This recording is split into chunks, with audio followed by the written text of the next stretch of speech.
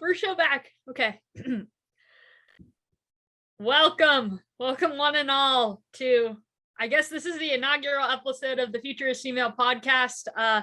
Nicole Pinter, my co-host, myself, Gabrielle Ducharme. It's been a minute, Nicole. It's been a minute. We graduated college and now we're back doing this, I guess, almost as like our own independent project. Yeah, no more Blaze Radio. This is podcasts. This is adulting stuff. We had talked about when we were going to relaunch the show, how we were going to do it. And the thing that caused me to want to relaunch is our first topic of the day, women's basketball. Paige Bueckers tearing her ACL.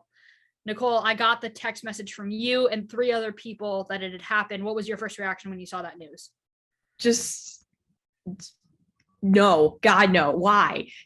It's brutal. I mean, for last season, for her season to end short because of injury, and then to not even see the court this season. And I think she can declare after this season too. It's just, which we'll get into, but this is just brutal.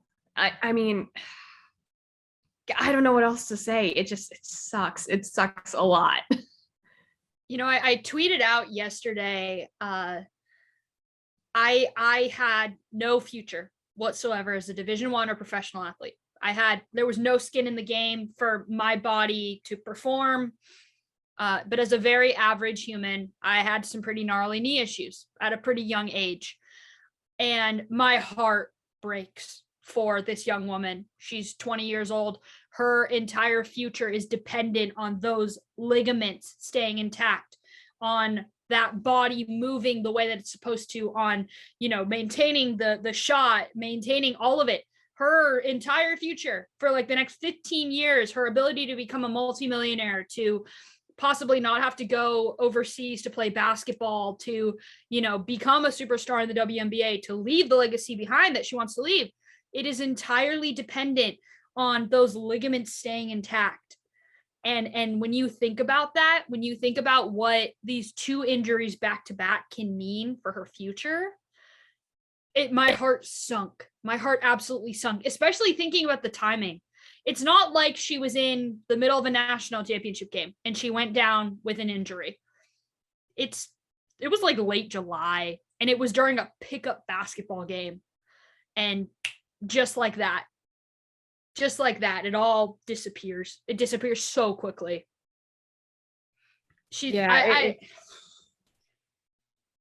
you think she comes back stronger? Do you think she gets knocked down by this? What do you think happens? It's so hard to say, because I think 10 years ago an ACL tear was like, oh my God, like this is the end. Like they're not going to come back the same. Their career of where it stands now is kind of over because it's just so hard to come back from. But now it's really not. I do think she comes back stronger. The question is whether she'll declare or not. And I know we'll get into that. What do you think? Because of this injury, I don't think that she will declare. I do believe she'll stay for her senior season, especially because I think financially there is a lot of benefit to her being connected to the UConn brand. There's a lot of benefit to her being connected to major college basketball. There's also a lot of benefit to the level of care that you get at the collegiate level versus in the WNBA. There's more money in women's college basketball than there is in women's professional basketball in a lot of ways, because you're connected to major Power 5 brands. You're connected to NIL as well. So I believe, at least I think for her, it would be better for her to stay through her senior season and heal properly, because it makes me worry that she never fully healed from the other injuries. The busted up, because she busted her foot her freshman year, had surgery in the summer of 2021. Then she had the knee issues this past year. I think she had a torn meniscus and like a fracture or something like that in her leg. And now, just a few months later, she tears her ACL. Injuries kind of compound over years and years of not fully healing, of rushing back, of compensating for one side when one side's weaker than the other. I know she claimed that she was stronger than ever, but if you're not fully healed and injuries compound after a while, I don't think it's in her best interest to rush into the pros at this point. I really, really don't. I think you spend your junior year, heal as much as you possibly can, take your senior year, benefit as much as you can from the amazing access to treatment and the access to the national brand and NIL. Take as much advantage of that as you can, and then go pro at 22 rather than at 21. I don't think it's going to make that much of a difference long term. With NIL, this is all different now, because before it'd be, hey, take the money and run. Yeah. Because you're making more than you would in college. Now, like you said, that's not the case, especially in women's basketball. Women's college basketball, very, very profitable, as we're seeing. So for Paige, I agree with you. I think it's in her best interest to stay. However, the concern is, like we've talked about, her injuries, because at this point, that's the only thing that can stop her from going number one overall in next year or 2 years from now. Yeah. That's really it. And if the money's guaranteed now at number one, I mean, that's, you got to consider it. But she's got a lot of time to think about this, thankfully. But I do agree with you. I think she should stay, but she's got to stay healthy. I know you. And I think I remember Charlie Turner Thorne, spoke to us one time before, like, a broadcast, maybe in my junior year of college. And I don't remember why we were talking about injury. It must have been because ASU was super banged up at the time, but and it was like the middle of COVID too. So they weren't practicing regularly. Girls were getting knocked out by the pandemic. There was no vaccine at the time. It was just a really tumultuous time. But she talked about how valuable it is to be connected to a Power 5 brand and how much money is invested in athletes' health, wellness, rehabilitation.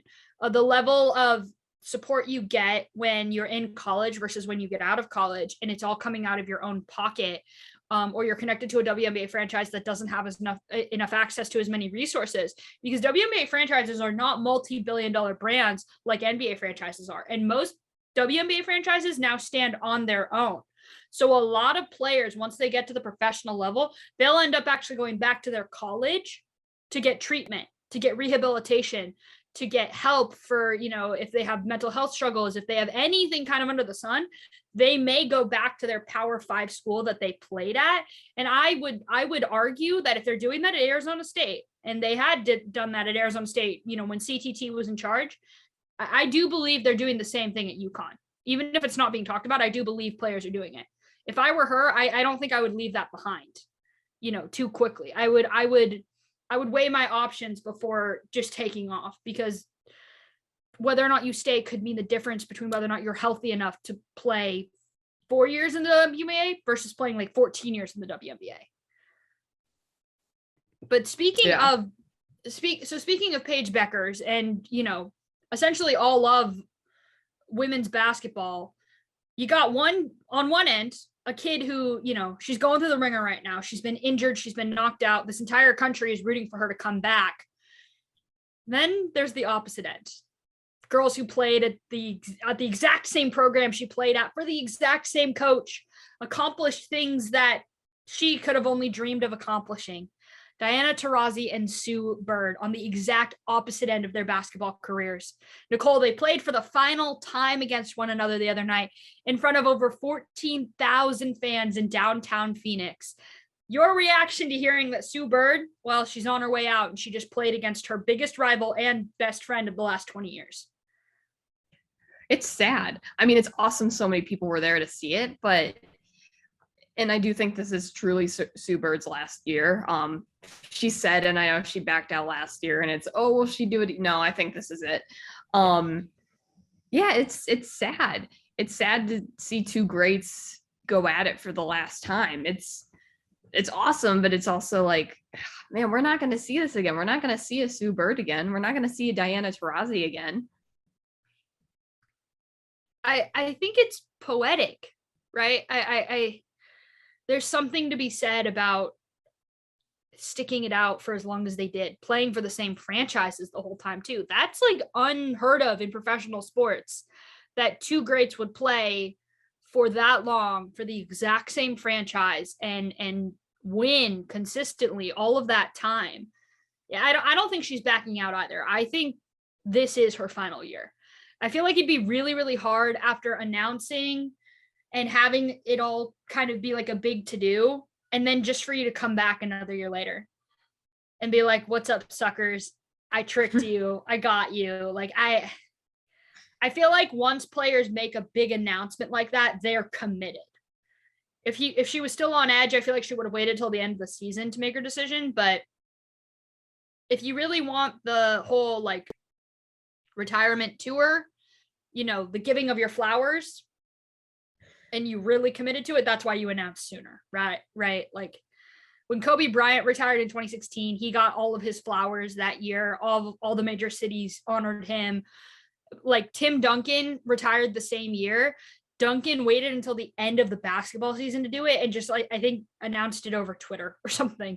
He didn't really get his flowers at the end of the season, and it might have been because he was on edge. And so I think Sue's done. I think she's definitely done. But when you think about Sue Bird, Nicole, Diana Taurasi and Sue Bird both, who had the better career? Oh man.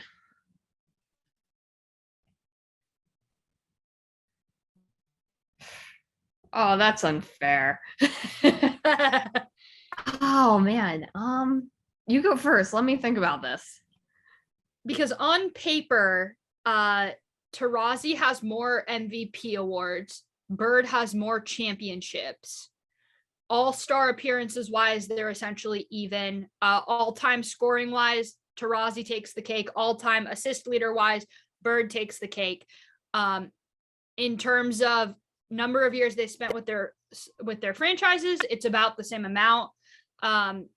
Both franchises are the Seattle Storm are not an original franchise, but the Phoenix Mercury are. So there's like this little added element of legacy, right?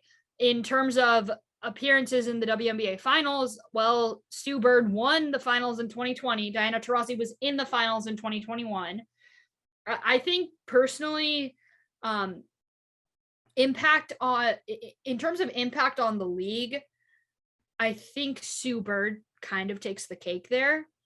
In terms of all-time greatest talent, Diana Taurasi takes the cake. Because Sue Bird, I think, took a little bit more action and was a little bit more of a leader on the social justice side in 2020 when they were in the WNBA bubble. I think it also helps that Bird is connected to Megan Rapinoe because they're married or they're still engaged, but they're in a very serious relationship. Because Bird is connected to Rapinoe, I think that adds a little bit more to her platform, right? But in terms of leadership too, she has more of a role in the WNBA Players Association even than Taurasi does. But in terms of raw talent, I think the GOAT argument is still won by Taurasi. Your thoughts? That's a good assessment because I was going to say Sue Bird. As far as impact on the game as a whole, mm-hmm. I'm not trying to down Taurasi here, but I do think it is Sue Bird. Career encompassing, I think it's Sue Bird. Okay. Well, Taurasi versus Bird, they're both 5-time Olympic gold medalists. They won 2 NCAA titles together at UConn. They kind of started the Gino Auriemma reign of women's college basketball, or of just college basketball in general. No matter what, they're both first ballot Hall of Famers. No matter what. So we'll leave it up to the audience to decide. Go ahead, comment below when you guys see this on YouTube. Comment below who is the greatest of all time, Diana Taurasi or Sue Bird, because I'd be curious to hear people's thoughts. Moving on, though, from women's basketball to men's basketball, Nicole, your reaction when you saw that 11-time NBA champion and civil rights advocate, activist, leader, Bill Russell, passed away. I kind of didn't believe it at first. I saw it and I was like, that Bill Russell? That Bill Russell? Like I didn't believe it at first. Because it's terrible. What a legacy he leaves behind though. On and off the court, especially off the court. I mean, he was right there with the civil rights movement, the first NBA's black head coach.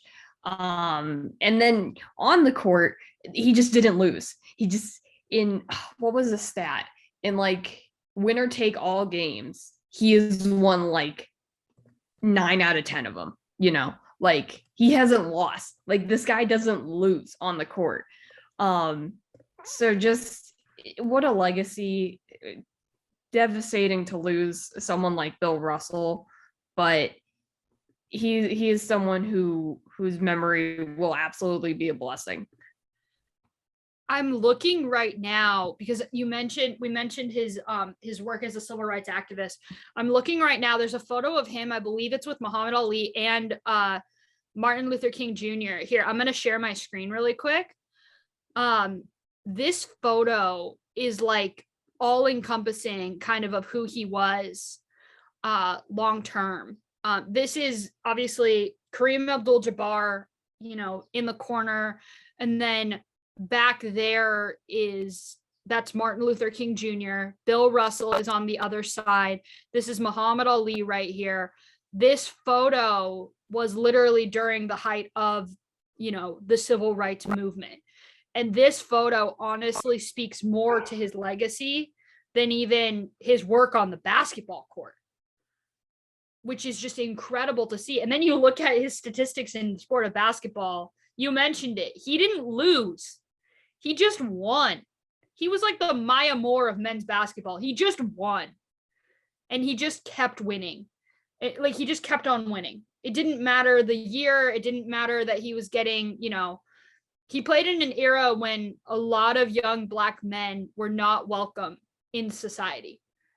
African Americans were not welcome, period, in society. And he just continued on. He just kept fighting. Yeah, when I saw that he passed away, all I could think was, don't let this be in vain. Don't let the legacy that is this photo be forgotten. Because this photo speaks volumes. And it doesn't even scratch the surface of what he did on the basketball court. But don't forget that his legacy is, I would argue, even more woven into this picture than it is into what he did on the basketball court. Yeah, and even what he did on the basketball court was still making change on the court as well. Essentially created the block. I mean, the way he could get up, he completely revolutionized defense in the NBA. 21,620 career rebounds. That's an average of 22 and a half per game. That's insane. He had 51 rebounds in one game, 49 in 2 others, posted 12 straight seasons with 1,000 or more rebounds. He also averaged 15.1 points and 4.3 assists per game over his career. This is from ESPN. Yeah, like you said, 5-time MVP, 12-time All-Star. Just wherever he went, he created change, and just unbelievable legacy. And I'm hoping they retire the number 6 league wide. The fact that it wasn't done before is kind of wild. But are there any league? Actually, we're getting IT on this. Retired numbers. I actually don't know this. I don't think there are any retired numbers league wide. There are some teams that retired the number 23 for Michael Jordan. The Miami Heat did that. But really, the only league where there's a number retired, literally league wide, that I know of is Major League Baseball retiring number 42 for Jackie Robinson. And I think the number 6 should be retired league wide in the NBA. I really do. LeBron's gonna have to find a new number then. Yeah, that's too freaking bad. That is too freaking bad. So Well, I'm still trying to find what do we have numbers retired?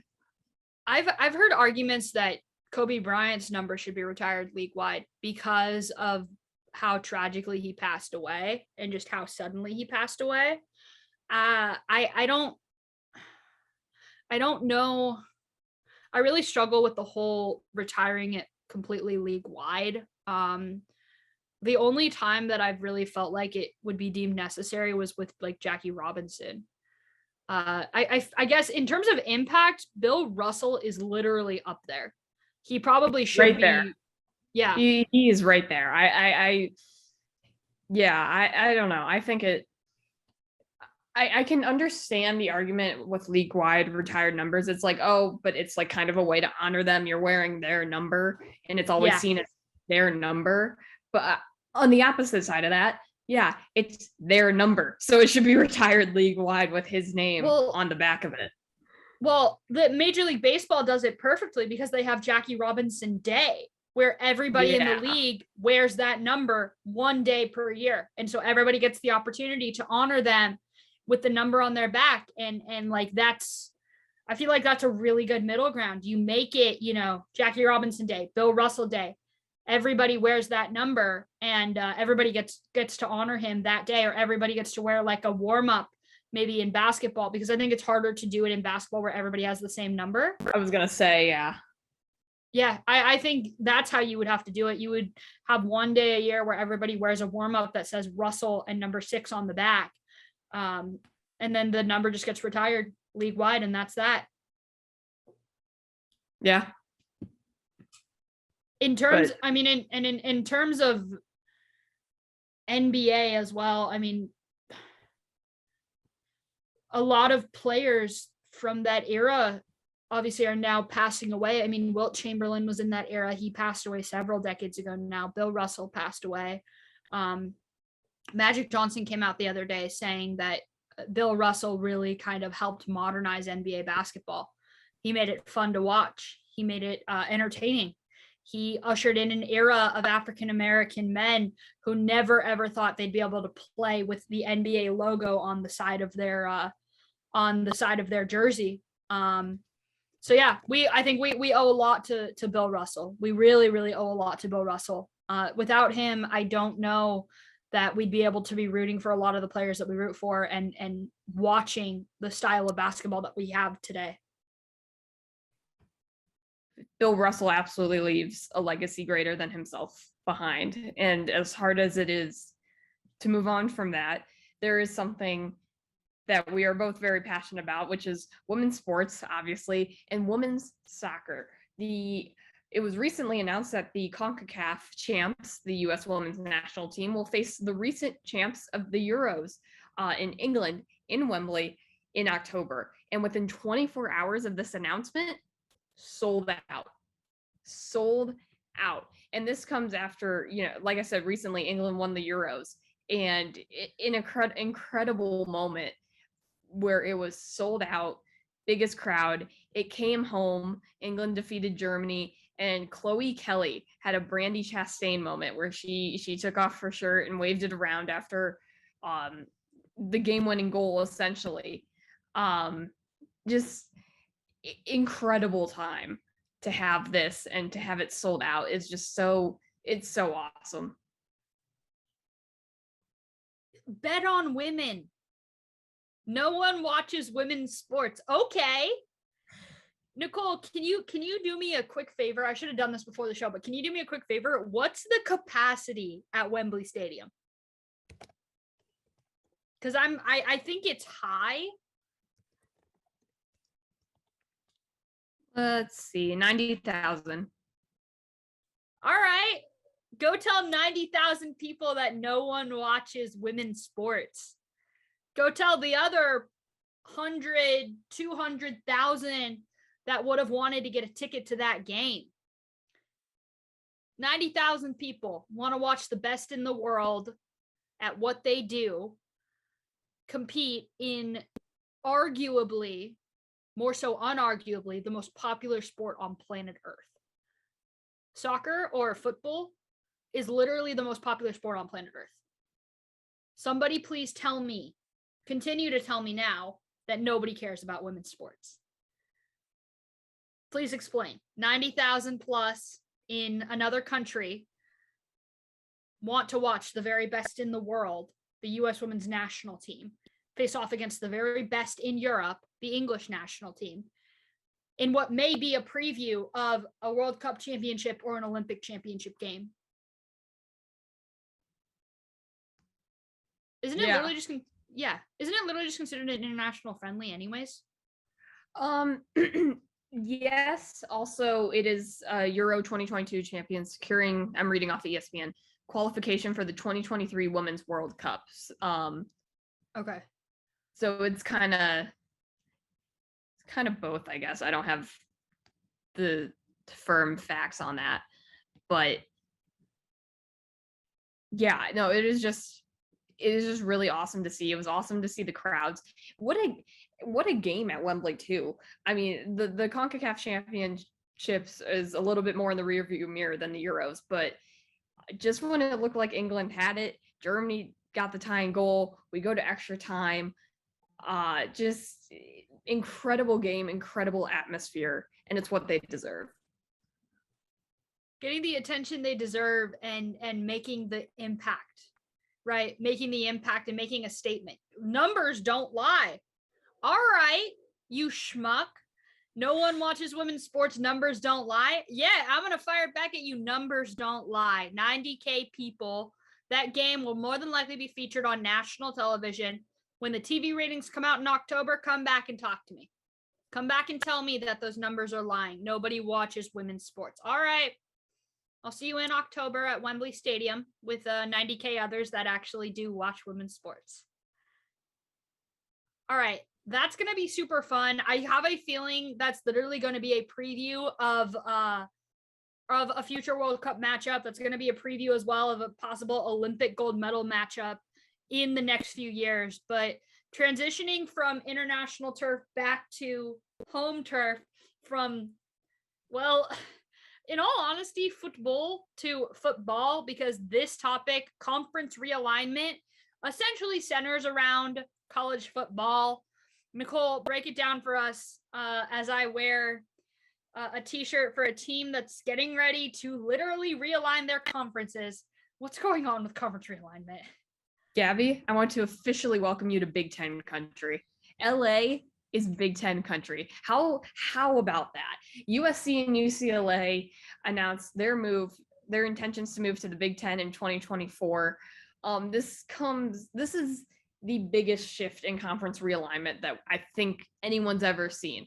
The Big 12 with Texas and Oklahoma. The Big 12 is only 25 years old. It doesn't have the history the Pac-12 does. Those teams moving to the SEC is unfortunate for the Big 12, but it's not like there was this long, drawn-out history. The teams moving to the Big 12, Cincinnati, Houston, UCF, and BYU, they're all considered, are they all considered? Yeah, a group of 5 schools moving to the Big 12. It's just kind of fun. This is a team with rich history in the Pac-12, the staples of the Pac-12, you could argue, moving to the Big Ten, moving to the Midwest. I personally cannot wait for a UCLA-Rutgers conference matchup in Piscataway, New Jersey. I am personally looking forward to that very much. There has never been a shift like this. Like this shift has caused a flurry of actions of, oh my God, where are we going to go? What are we going to do for a bunch of other schools? And what a lot of experts are saying, we're headed to just 2 giant conferences in the Big Ten and the SEC. So, Gabby, What are your thoughts? I didn't believe it initially when I first saw it. I'm a Pac-12 West Coast baby through and through. Obviously, my college is a Pac-12 school, the school I grew up rooting for.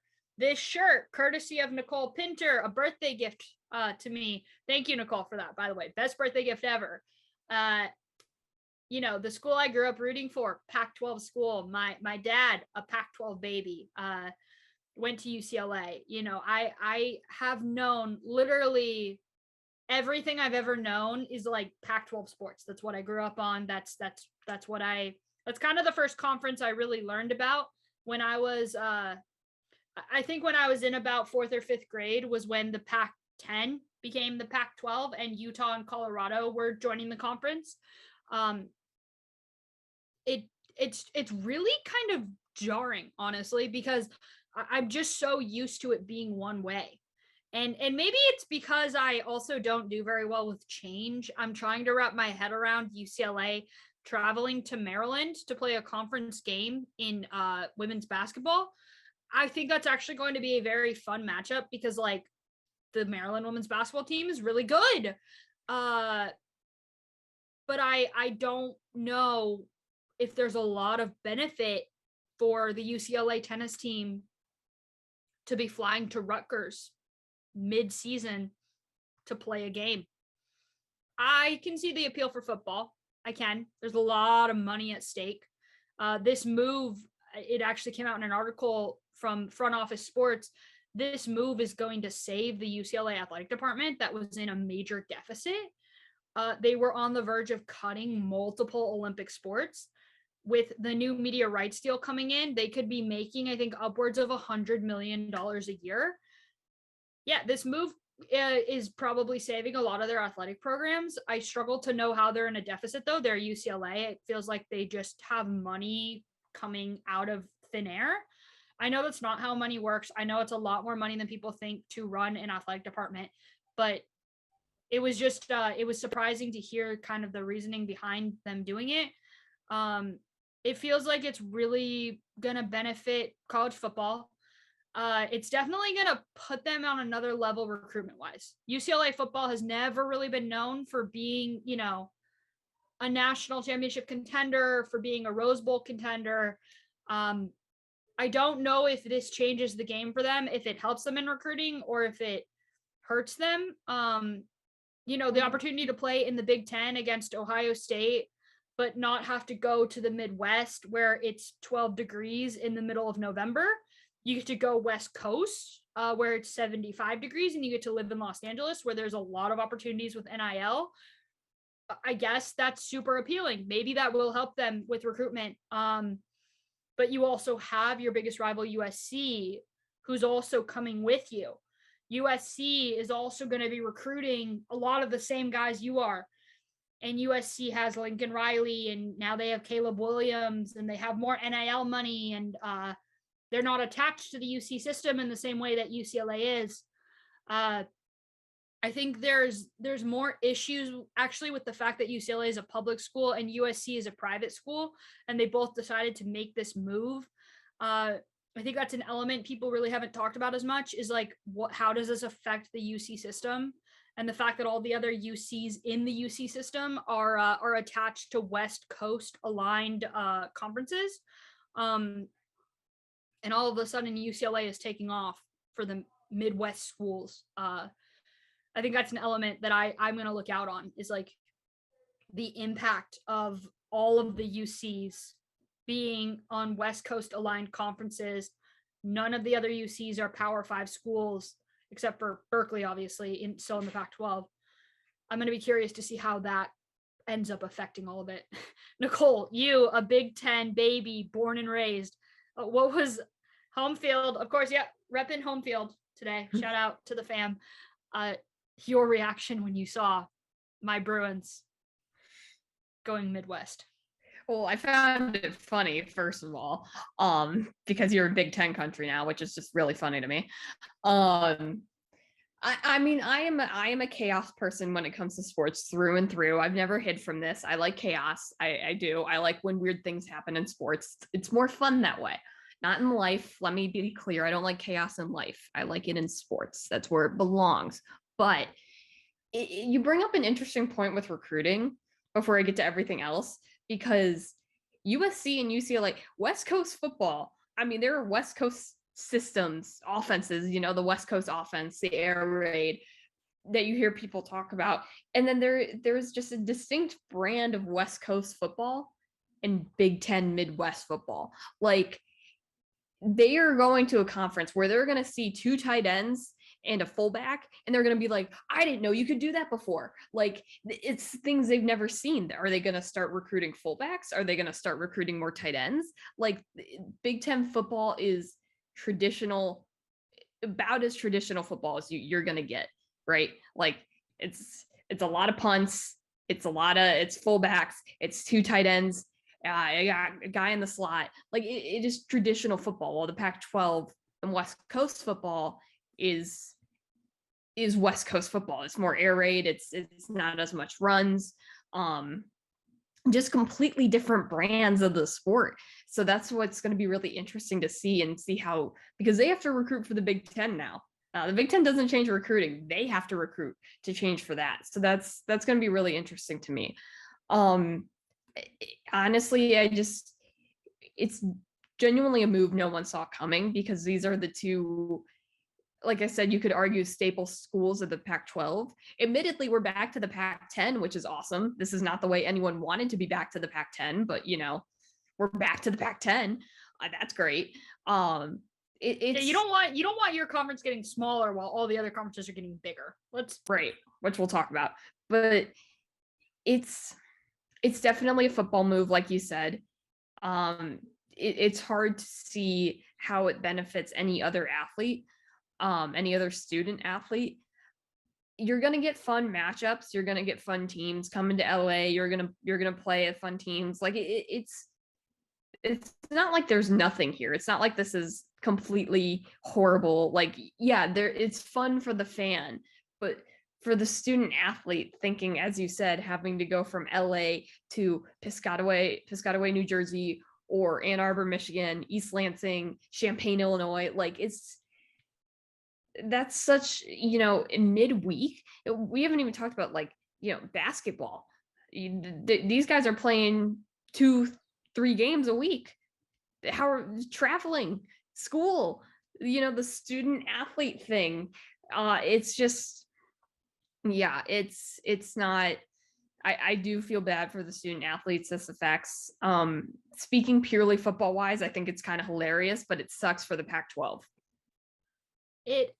I struggle, because as someone who, I went to the Pac-12 tournament 3 times in college. The Pac-12 tournament for women's basketball, that wasn't broken. That was actually, like, really, really good competition. It was fun. The level of talent in the Pac-12 for women's basketball was off the charts.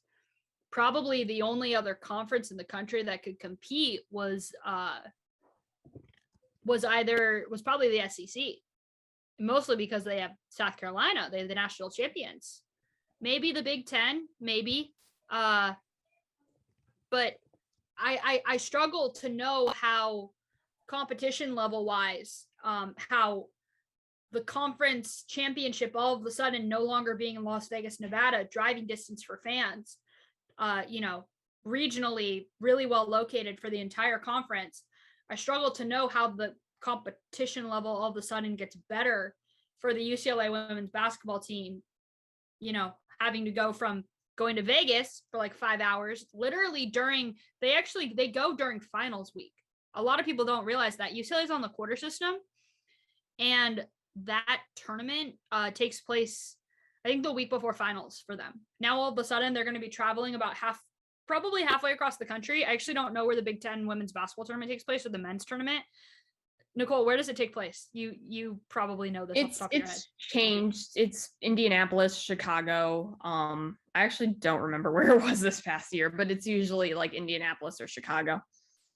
So now all of a sudden they have to travel halfway across the country to play in the biggest tournament of the year outside of the NCAAs the week before finals. They have to deal with weather conditions, time change, schedules, all while still taking final exams. That really benefiting student athletes very much? Taking them away from the competition, the high level of competition they were already facing in the Pac-12? Does that benefit them very much? Well, and speaking of the high level of competition you speak of in the Pac-12, UCLA and USC would have fared pretty well. I'm not looking at the conference standings because obviously those are moot, but USC 12 and 16, UCLA 18 and 13. Ohio State was sitting at the top 14 and 4, and USC and UCLA were sitting middle to bottom. So obviously it's different come conference play, but that tough competition, how is that going to the transfer? It'll be interesting to see. It'll probably benefit them. I would think. I think at least in terms of women's basketball, the level of play in the Pac-12 was better than the level of play in the Big Ten. But travel, time change, weather, all things they didn't really have to factor in as much before, or if at all, not to this level. Weather. I'm sorry, just weather. Football, tennis, track and field, cross country, swimming. I think they do basically all those sports indoors in the Midwest at like Indiana. Obviously, you're not gonna like they have a beautiful indoor facility at Indiana for swimming. You're not gonna do that outdoors in the middle of November, but just like I mean, all of it. It's mind-boggling to me because I think it felt like it was purely a football move, but the trickle-down effects are gonna have so much more of an impact on everything, far more than just football. Football is just the scratching the surface, but it felt like they made the decision with really football kind of in mind and how much money they can make off football media rights deals. Absolutely. Yeah, that was, they can say all they want. It was about so many different things when we all know, and maybe not saying those didn't play a part, but we all know football is king and money talks. So anything they say that isn't like, yeah, football and media had nothing to do with it, those are lies. Like they were the two most important things in this move. I can guarantee you this. We root for chaos in sport, and we also root for good debate on this show. Debate will get way better on this show when Michigan and UCLA are facing off against one another in basketball, in swimming, in football, in all the sports that we discuss predominantly on this show. This show is going to get a heck of a lot more fun in like 2 years when those two are going head to head and you and I are sitting here in our home field gear. We'll have to do like a live reaction thing maybe for one of the games, whichever swim meet, football game, maybe not football because you will destroy us. Michigan will destroy us, and I cannot fight that, at least not right now. Anything but football we will do, and we will have fun debating it. It's going to make for great content on this show, people, okay? Oh, yeah. Just stay tuned for that. Give it 2 years, but it's going to make for great content on this show. What about the school we went to? Now, selfishly, ASU to the Big Ten would be so fantastic because it would mean I'm living here. Yeah, I would be at so many more ASU football games. Like, there's no questions asked. I would be there. I think a lot more people would be there too. But this move does shift conversation back to everyone in the Pac-12. So I'll kind of put these questions together. Is this the beginning of the end for the Pac-12? And if so, what's ASU's best move going forward? There's been rumors tying them in Arizona to the Big 12. Yeah, I don't know if it's the beginning of the end of the Pac-12. I think the Pac-12 will still exist in some capacity, but it will no longer be considered a Power 5 conference. Change is happening, and change started happening 5 years ago, 8 years ago, when the Pac-12 was stuck in a really, really bad media rights deal and got left behind financially. They got left in the dust financially in comparison to all the other conferences. And because of decisions that were made by former commissioners, because of decisions that were made with media rights deals, spending too much money or whatever, I think part of it was they were spending too much money being located in San Francisco, for not very good reason. San Francisco is one of the most expensive places in the country to be located. They were, they just kind of got left in the dust, and they're kind of facing the repercussions of that now. I think it's the end of the Power Five. I don't think the Power Five still exists a decade from now. I think the Pac-12 will still exist in some capacity, but it'll probably be more like a Big West or a Big Sky conference. Because, yeah, I think Arizona and Arizona State will take off, and then they'll pick up like UC Santa Barbara and UC Irvine. And I think if you're the Pac-12, you're probably just going to end up blending together with like the Big West and absorbing more mid-major schools. Admittedly, that's kind of the way the conference has felt the last few years, is just a mid-major conference. Yeah, no one takes the Pac-12 seriously. And rightfully so. Yeah, I mean, you argue like Oregon State and Washington State, those football teams can't compete with Ohio State and Michigan. Those are not Power 5 level football programs. As much as I wish they would be, I wouldn't necessarily say that they are right now, right? Admittedly, the Pac-12, I guess, is just kind of getting sped up, right, on their path to becoming a more mid-major level conference. I think it's the end of Power 5. I don't think it's the end of the Pac-12. I think it's just going to change.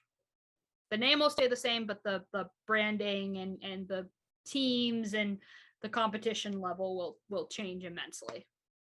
That's a fair assessment. I think given everything we've seen with ASU athletics recently, especially just launching NIL stuff, like just launching the Sun Angel for NIL stuff for athletes, a year after, like more than a year later, after NIL was announced,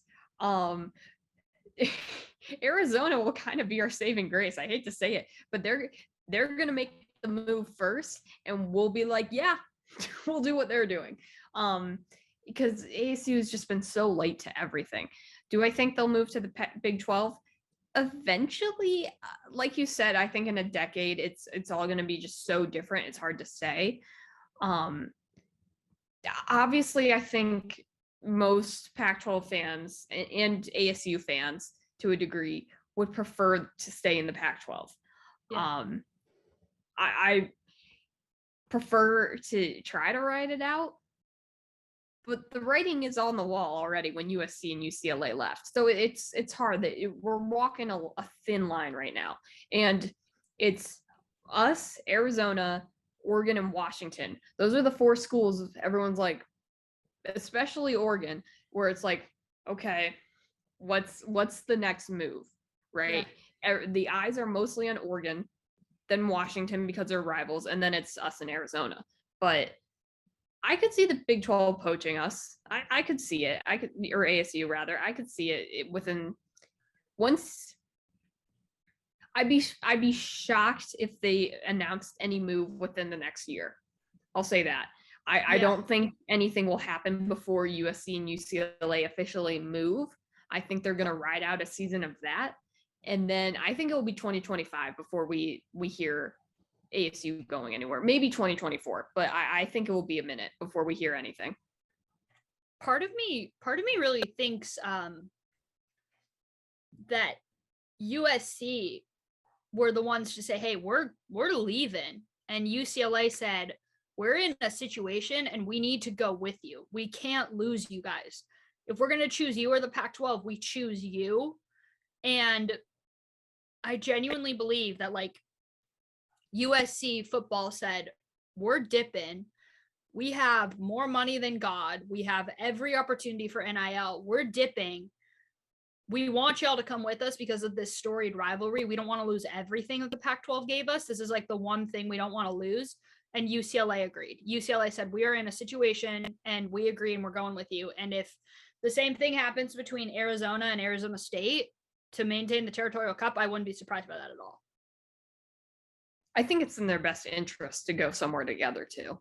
Yeah, I do too. And Oregon, Yeah, Oregon would probably do a similar thing with either Washington or Oregon State. Well, the Oregon and Washington State legislators are trying to make it so Oregon and Oregon State have to go somewhere together, and Washington State have to go together. And oh, wow. I don't disagree with that. Yeah. I get it. I think that's a smart move. Is this what we should be spending our legislator time on? Probably not. I think there's a lot more important things. We won't get into that, but I don't think it's a bad move. It's something I can see and agree with. There's this whole thing as well about private versus public institutions, right? USC has the ability to pick up and go. Public institutions don't have as much flexibility. That's why Gavin Newsom is able to push back against UCLA, because it's a public institution, and he can't do a darn thing about USC because it's a private institution, right? There's another added element. I'm going to be curious to see how conference realignment works with the public institutions versus the private institutions, right? If Stanford and Cal want to keep that rivalry, but Stanford's able to take off because they're private, and Cal gets screwed over because they're a state school technically. I'm going to be curious to see how the private versus public dynamic works in every single state. I don't know if legislatures should really be caring that much, but they do. I would say I kind of joke when I say that, and I'm serious too, but I get it, because it is also like, those are state schools. There is money to be had there. There's money to be lost. It makes sense why it's something they would care about. Like, it's not out there. Should it be the forefront of their minds at the moment? I personally don't think so, but I get it is what I'm saying. There's probably it's understandable. There's probably more of a relationship between the state schools and the Pac-12 than we realize. There's probably more money being exchanged than we've ever been able to comprehend, or than we'll ever know about. And that's probably why state legislators are stepping in. There's got to be money being exchanged that we don't really know about. Otherwise, why would you care? Why do you care that UCLA tennis is going to Rutgers this weekend and UCLA swimming is going to Michigan? What do you care? Whether they're going to Cal or Michigan? Not going to change your day very much unless there's money being exchanged. But of course, with regards to conference realignment, we could go on for hours about it. We will get into it more as college football kind of picks up and stuff. Transitioning though over to a staple on this show, Arizona State women's basketball. It's August of 2022. And the roster looks a lot different than it did in November of 2021. Nicole, Natasha Adair obviously announced as head coach on March 28th. We got into it a lot on our show during those final episodes right before graduation. I know I'm kind of the expert on ASU women's basketball and Pac-12 women's hoops on our team, but what was your reaction when you saw the hiring? Yeah, this is something you and I have talked a lot about because the change for her is going to be huge, right? And that's, I think, most of what we talked about the show following her announcement. University of Delaware to ASU, that is, now Delaware made the tournament last year and ASU didn't. They lost 102-71 to Maryland, a very good Maryland team. But to me, this is, the hesitancy is valid. This is a coach on the up and up with a rebuilding program. It's going to take a minute. I don't know how this team is going to fare this season. It's really, a lot is up in the air when it comes to ASU women's basketball. But Charlie Turner-Thorne wasn't going to stay forever. And I personally think they found someone really good in Adair. 95-58 record at Delaware, back-to-back 21 seasons, program's third conference title. She was their conference coach of the year. And it was Delaware's first tournament appearance in nearly a decade. So they got her at the right time. It's just, how is she going to transition? Is the expectations going to transition? It's just going to be a lot different. So I think patience is a virtue right now for ASU women's basketball fans, because I'm not saying they're going to be bad this year, but it might be tough. It might be a tough year. I think her hardest transition, in all honesty, is going to be recruiting in the Pac-12. Within your state alone, you get to recruit against Adia Barnes. You get to recruit against Kelly Graves. And you get to recruit against Corey Close. And, if that wasn't enough, Tara Vanderveer is one state over from you.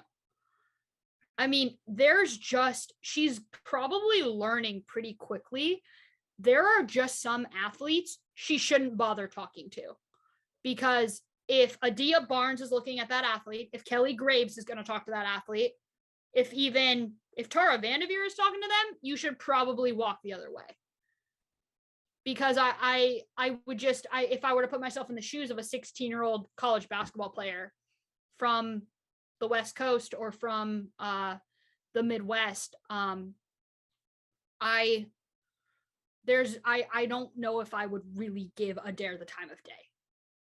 I don't know if I would, because the credentials of, you were at the University of Delaware and you won the Conference USA title, or Tara Vanderveer won, 8 national titles. There's just going to be, at least from what I've learned from talking to Division I coaches, there are certain times where you literally just cannot even consider that athlete because they are just going to be out of reach for you.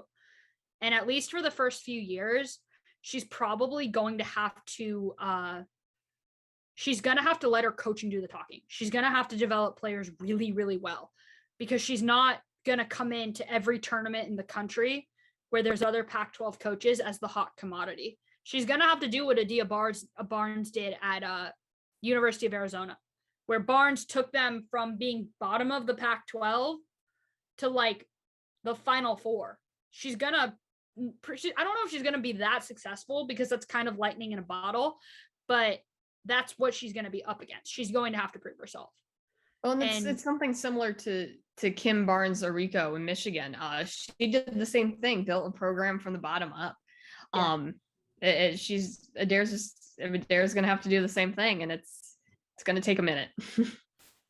Now was her time. She had earned it, right? She can't do anything about the fact that she's not as established or not as experienced. Like, you just kind of know in college athletics when it's time, and it was time for her to make the move. And Nicole, I just kind of transitioning a little bit to the transfers that Arizona State lost because their head coach took off. This team, Nicole, I don't recognize half of the roster from a season ago. When you look at some of the players that they lost, Jade Lavelle and Taya Hansen are probably the biggest two. What was your reaction when you saw that they took off? Brutal. This is the year. Speaking of transfers, it reminds me of ASU softball, which I hadn't thought about in a second. Even more brutal transfers happening there. This is just kind of the year of the transfer for ASU, and it's brutal. Like you said, this team is kind of unrecognizable. It's a rebuilding year. It might be a rebuilding 2 years for ASU women's basketball and softball, but it's brutal. Yeah. I don't know what else to say. It's just brutal. So initially, it was pretty clear almost immediately that Taya was leaving, because she wasn't at Adair's opening day press conference. Right after CTT, I think within a matter of maybe a week and a half after CTT decided to retire, Taya announced that she was going to be leaving. So it was pretty clear almost immediately that Taya was taking off. Jade Lavelle, it was a little bit more jarring when she announced that she was leaving, because Jade was at the opening day, introductory press conference with Adair, meaning that she did meet Adair. She did maybe train with her a little bit. She was in the building when Adair was there. It wasn't like a clean cut, hey, you guys took my coach, so I'm out of here. It wasn't quite as clean cut with Jade. And I think it hurt almost a little bit more with Jade because she stayed in state. She went to the opposing coach. She went to the rival head coach. it almost hurt just a little bit more with her, even though it's her third school. It's her third school in 3 years, right? Yeah. Taya did her part. Taya was just like Remy Martin. She's gonna go to the better program, and y'all, I am going to root that she's in the Final Four a year from now. I am rooting for that. We'll get into the other transfers who came into ASU at another time. I think I was the first one to own up to say I need to do my research because I don't know what we're looking at in terms of transfers. I just know that Adair picked up a lot of girls from the University of from her old school, from the University of Delaware. A bunch of girls just kind of came over with her in the ways that happen when coaching occurrences happen. But women's basketball, a couple months away from starting off. College football fall camp literally started this past week. Nicole, for a team still under NCAA investigation, what are your predictions for ASU football? I'll start. I'll start with the elephant in the room, the NCAA investigations. We might not hear anything about that until the season is over. What takes them so long is beyond me, but that's a much larger conversation about the NCAA. You know what I say, the NCAA sucks. They always have, they always will. So that aside, this is a team, I'll say, much like the Chicago Bears, no one thinks is going to be any good. Like, worse in their conference, worse in the league. I disagree on the Bears side. They're going to be one of the worst. They're not going to be the worst. We'll get into that. We'll get into that. We got time. Another time. But this is an ASU team that, like, they're not devoid of talent. Emory Jones transfer from Florida. Taking over for Jaden Daniels and taking his number too, number 5, which was his number in Florida. Yeah, I think this team isn't going to be bad. I think they're going to crawl and scratch and kick their way to 6-6 personally. It's not going to be easy, but is any ASU football season? It's Northern Arizona, that's a win. Oklahoma State lost. Eastern Michigan win. Utah, to me, that's a loss. USC, that's also a loss. And then there's a lot of up in the air. We don't know what Washington's going to be this year. They were bad last year, but they should rebound this year. Stanford, we kind of never know. Colorado is expected to be the worst team in the conference. UCLA beat them last year, but I don't know. They should be pretty decent. They should be pretty good. UCLA is probably an 8-4, 7-5 team. So that one's kind of a toss up. It's a home game. That's the important part. At Washington State, that's another one where I could see going either way. Oregon State at home, I think we win at home. I think ASU wins Oregon State at home. And then at Arizona, ASU should win. ASU should win. I'll leave it at that. Because I know ASU fans won't be happy because I think Arizona is going to beat us this year. But yeah, it's a lot of toss-up games, a lot of teams we don't know about. And this ASU team we don't know much about either, to be honest. The biggest question mark remains with the coach. And it's what everyone's been screaming and kicking about, and rightfully so. Herm has even said, like, even on the offense, like he said recently after camp, most of the offsides or false start have come from seniors, which is really interesting. And also not a good look on his part, I'll say. I think he talks a little too much in his press conferences, more than he should. He tells us a little bit too much, which is great for us, but also bad, because he should stop.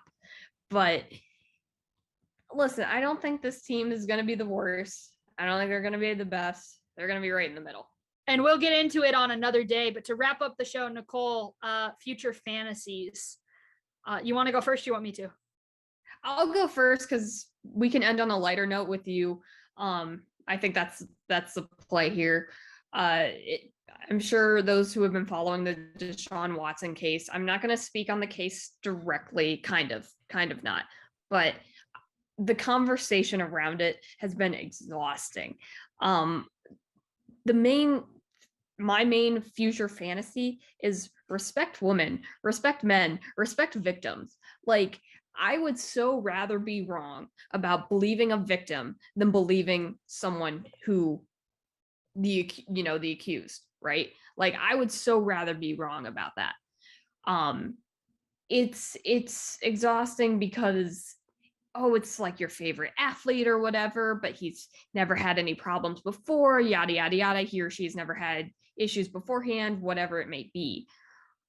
No matter your stance, be respectful how you talk about it, because he might not see it, she might not see it, your friends will. Your friends will absolutely see your stance. They'll see your opinion, and they'll see you potentially defending a sexual assaulter or rapist, whatever it may be, right? Like, it is just so exhausting to see these conversations where, oh, these women, these men, whoever, are just in it for the money. 30 women came together, decided to ruin one man in Houston, his career. Really? Like, I get there were issues with the ownership and everything, but it is just so disrespectful to see people just be so ignorant to so many victims. Sexual assault, hard to prove in court. It is hard to have evidence for sexual assault. It is very hard to prove in court. It is just, be mindful, be respectful how you talk about it. That's my future fantasy. Respect women, respect men, respect victims. Just do it. It's not hard to be a good person. I swear.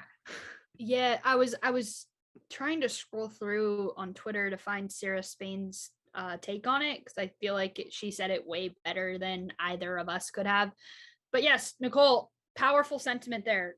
Respect women and respect it when they come forward about things like this. Let the trial run through its process rather than possibly siding with someone who just has money.